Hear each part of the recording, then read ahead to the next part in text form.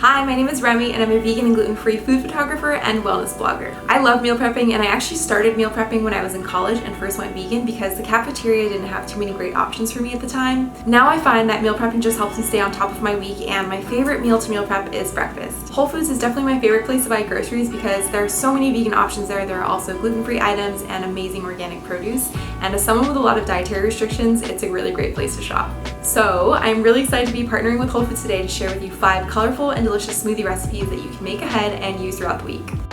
Some of my favorite 365 everyday value ingredients to use in my smoothies are riced cauliflower, frozen raspberries, unsweetened almond butter, and either dates or maple syrup, and then I like to blend them with either almond milk or coconut water.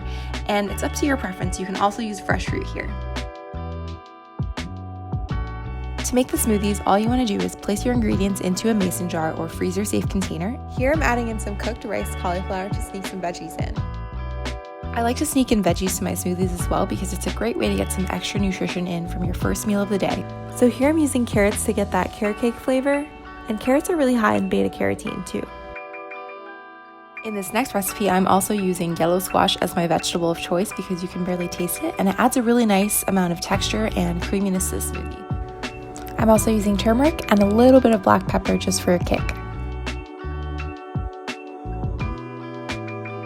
Adding veggies to your smoothie also really helps to bulk it up, so here I'm using some green zucchini alongside a little bit of spinach, and I really like to add avocado for healthy fats, so that's a really great source if you need it as well.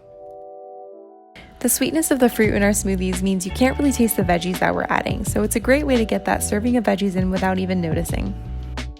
I recommend making your smoothies the morning of by just adding your liquid and all the ingredients to a blender, and if you like variety like I do, you can mix and match the recipes here too.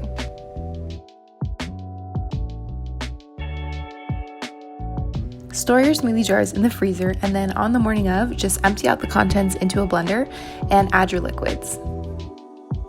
And the last step is just to blend. Easy, right?